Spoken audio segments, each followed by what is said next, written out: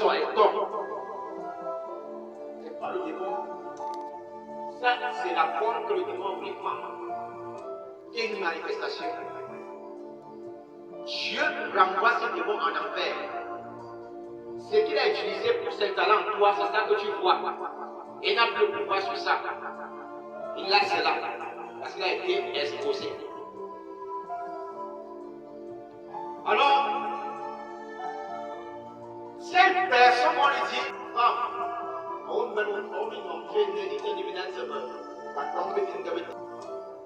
et tenez les âges que j'avais donnés. Vous avez tout écrit. C'est ça qu'on appelle la parole de connaissance. Personne n'était. Lorsque Adam et Ève, Dieu les avait créés. Mais ce n'est pas la parole de connaissance que Dieu a soufflé cela à Moïse d'écrire.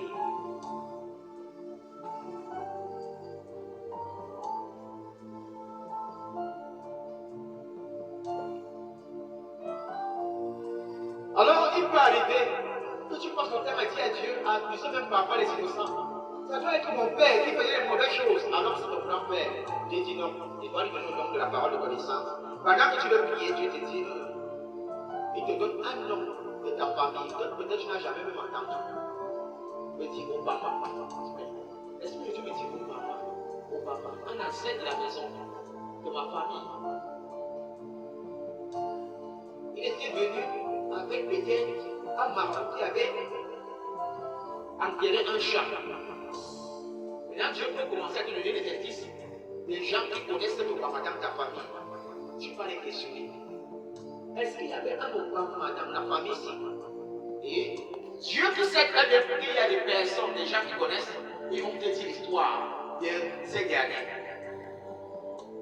Et c'est par là que tu vas commencer à prier contre tout chat que tu avais enterré, qui est devenu peut-être un tigre, qui dévore les enfants aujourd'hui dans ta famille.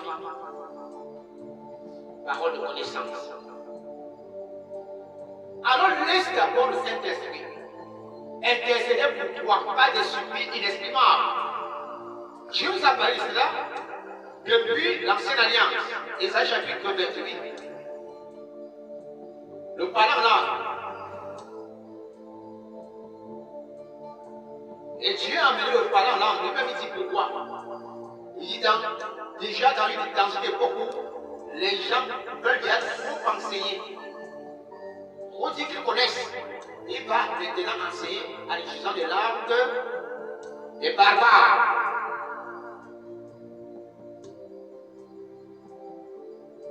Des langues que les gens vont tasser. De sauvages.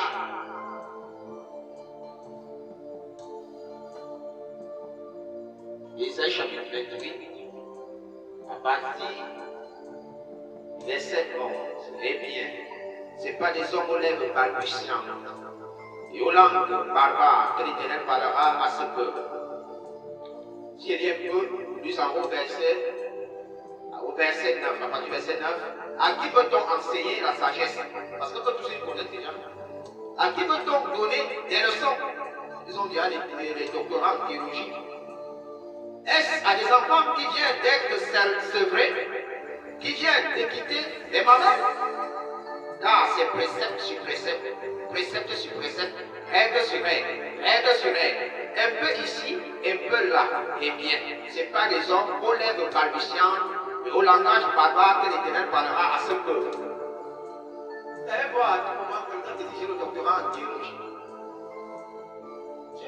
Le Saint-Esprit s'explique que non, le Saint-Esprit ne peut pas diriger l'Église. C'est la sagesse qui peut diriger l'Église. Dieu dit qu'à ce moment-là, il va commencer à parler des langues qu'eux ne comprennent pas. Il va casser des gens qui parlent ainsi de fous, des sauvages. Et quand ils entrent dans l'assemblée, ça se tombe ça. Ils ne peuvent pas encore prendre ma Bible et mon livre de prière. Mais lorsqu'il est en train de lire son livre de prière, la prière n'a pas de pas. Elle me retient donc là où on fait la barbare. Dieu me dit ceci, comme il a fait par les mains de Jésus. Il ne marche pas selon la sagesse humaine. Là où il y avait des gens qui critiquaient beaucoup la façon de faire de Dieu, Jésus guérissait les aveugles avec sa salive mélangée